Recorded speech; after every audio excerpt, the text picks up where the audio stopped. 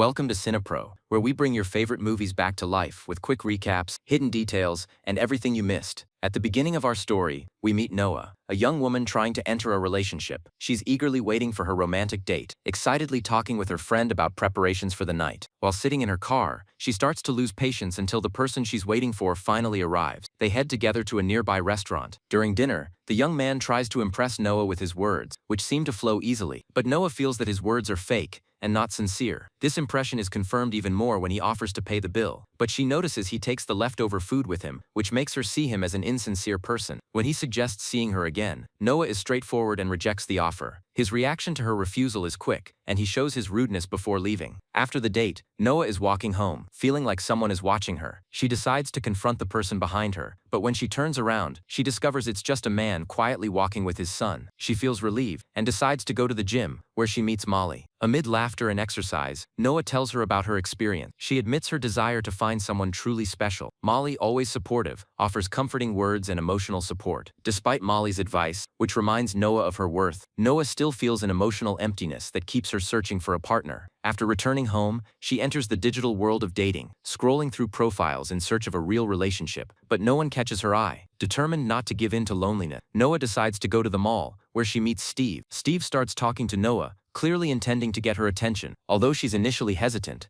Steve's persistence leads her to give him her phone number. They start talking, and after a few calls, they plan to meet the next day. Noah shares all the details with Molly and prepares for her date at a bar, where fate brings them together with Paul, Molly's ex-boyfriend, who works at the bar. As the date progresses, Noah discovers that Steve, who is a surgeon, has surprising similarities with her life, like losing his mother and having a troubled relationship with his father in Texas. Noah shares her own story of loneliness and loss, and feels eager to know more about Steve's life, especially when he tells her he doesn't use social media. Their conversation intensifies, leading Noah to invite Steve to her place. The next day, Noah meets Molly again and tells her the details of the night she spent with Steve. Their conversation is full of laughter and deep reflections on the meaning of every encounter in their lives. They talk about the hopes and dreams that every new relationship brings. Molly is always worried about Steve and considers him a complete stranger, so she asks Noah to send her his social media account. But when she discovers that Steve doesn't have any online accounts, Molly's suspicions grow, since it's rare nowadays for someone not to be online. Noah tries to reassure her and explains how important Steve is to her, but this doesn't ease Molly's worries. That night, Noah organizes a dinner to introduce Steve to Molly, but tension is present from the start. Steve is a vegetarian, and Noah has prepared accordingly. While they're at Steve's place, he shares his plans to travel to a mysterious place and invites Noah to go with him. Filled with excitement and curiosity, she agrees without knowing the destination. Before starting the adventure, Noah shares the details with Molly, who is still worried about how quickly her friend got attached to someone she doesn't know. Molly even asks Noah to send her a photo of Steve, which Noah does before they leave. The next day, Noah and Steve are ready to travel, but heavy traffic delays them. Because of the traffic, they decide to spend the night at Steve's house. The next morning, they start their journey to the mysterious place, which Steve finally reveals is called the Counting Cabin. Noah is excited and tries to send the news to Molly, but there's no signal, so she can't send the message. Eventually, they arrive at the cabin, which is luxurious and in the middle of a forest. As soon as they enter, Steve offers Noah a drink. After drinking it, she starts to feel dizzy and eventually loses consciousness. When she wakes up, she finds herself in a strange room, tied up, with Steve sitting in front of her. Noah is confused and scared, apologizing for falling asleep, but he explains that she was actually drugged. At first, Noah thinks this is a bad joke by Steve, but the truth quickly becomes clear when she realizes she's imprisoned. In a state of anxiety, she asks Steve about his motives and why he's doing this. Although he tries to reassure her, terror and confusion completely overwhelm her. In a chilling atmosphere, Steve confirms in a somber voice that he won't kill or hurt her at that moment, but he plans to traffic her flesh on the black market. When Noah hears this, her mind collapses. He's involved in the human flesh trade and explains that, to ensure he gets a large amount of money, the meat has to be fresh, as freshly sold meat fetches high prices. That's why he decides to keep Noah alive and gradually cut off parts of her body to increase his profits. Filled with terror at her horrific fate, Noah desperately tries to escape, but her attempts fail because of the chains binding her. Steve coldly leaves her on the floor. Meanwhile, her friend Molly is dying of worry because she hasn't heard any news from Noah since she traveled. While trying to contact her, she receives a picture and a message suggesting Noah is safe and in a secure place,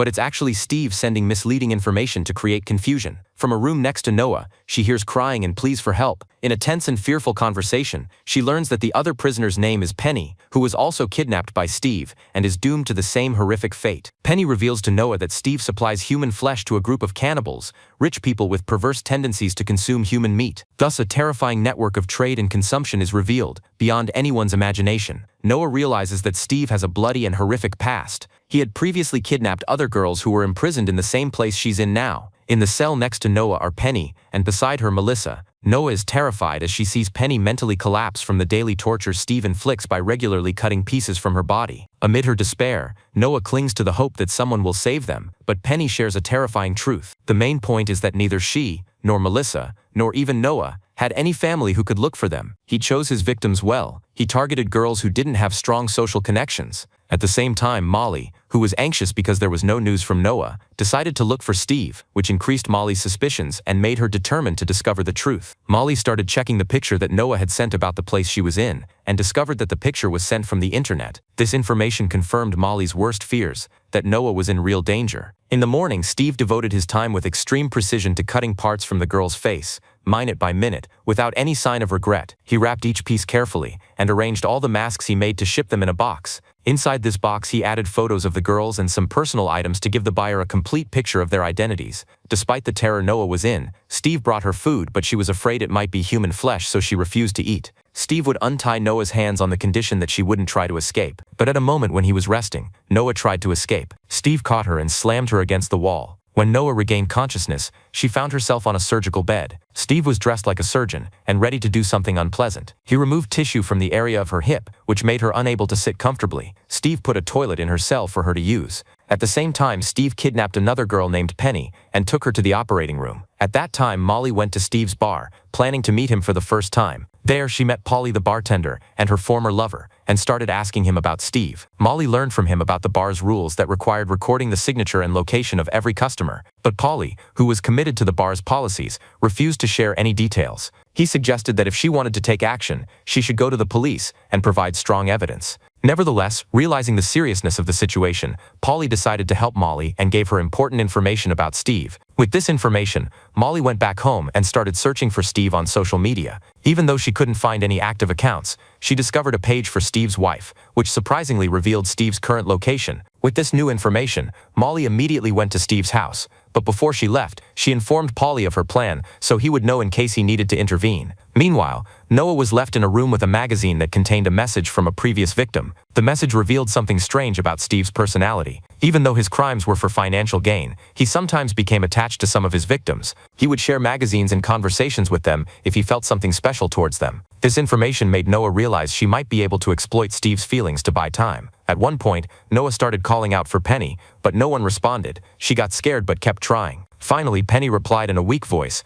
but it was enough to give her hope in the darkness they were in. At that time, Molly arrived at Steve's house, but instead of meeting him, she was confronted by his wife. Molly revealed Steve's infidelities and his relationships with other women and his romantic adventures. But the wife denied everything Molly said and considered it all lies. Then Steve appeared, and when Molly asked him about Noah, he denied knowing her. Without concrete evidence, Molly was about to leave, but suddenly she had a smart idea. She decided to call Noah's phone, and when the phone rang in Steve's pocket, it exposed his deception. Unexpectedly, the wife appeared and struck Molly hard, causing her to lose consciousness. It became clear that the wife was also involved in Steve's schemes. Immediately, Steve turned off Molly's phone. At the same time, Polly, who was worried because Molly hadn't responded, felt that something dangerous had happened and started heading towards her. Then it was revealed that the wife herself had been a victim of Steve before he had crippled her legs, but despite that, she supported him. Steve went to his cabin and straight to the kitchen, where he had hidden the meal. Noah, realizing the possible consequences if she refused, reluctantly agreed to eat. During dinner, Steve tried to talk amicably and confessed to Noah that the first time he ate human flesh, he was 18 years old, and since then he had been looking for people with the same taste. Eventually, he found a community of cannibals who supplied them with meat, and he earned up to $30,000 for each body part. After dinner, Noah was forced to eat, but she took a moment alone to throw up her food. At that moment, the scene shifted to Steve dragging Molly to the operating room. At the same time, Polly started to worry because Molly hadn't contacted him, so he decided to close the bar and move towards her. At that moment, Steve gave Noah some makeup and a dress and invited her to dinner again. So Noah, all made up and wearing the dress, received a very special invitation from Steve for dinner the next day. Despite the terrifying situation, Noah felt some relief because she was convinced that her plans to trap Steve were starting to work. The next day when she was ready, Steve took her to dinner, and he had prepared another victim's liver, specifically that of the third girl, Melissa, who was no longer there, leaving Noah as the only survivor in that situation. The horror almost killed Noah, especially when she discovered she had to eat remains of Melissa's body, fully aware that she could soon meet the same fate. Her fear increased at that moment when Steve revealed to Noah a horrifying collection of photos of all the girls he had killed, as terrifying evidence of his actions. Among the items Noah saw, she found something unexpected: Molly's phone. She immediately understood that Molly had tried to save her, but fell into Steve's hands. Steve appeared again, but this time he was holding a strange dish, part of another victim's body. Noah was forced to eat the horrific meal, but with a mix of cleverness and desperation, she suggested to Steve that they dance. As they spun to the music, Noah managed to lead him to the bedroom and began to execute her plan. In a moment of distraction, she bit Steve's arm violently, took his phone, locked the door, and ran. In a desperate attempt, Noah went to another room, where she finally found Penny. Together they freed Molly and began planning their escape. When they thought Noah had reached a moment of safety, their relief was cut short when Steve freed himself and attacked them again. In a terrifying confrontation, they managed to distract him and escape outside, hiding behind the trees while Steve searched for them. When he reached their hiding place, he was ready to shoot Noah with his gun,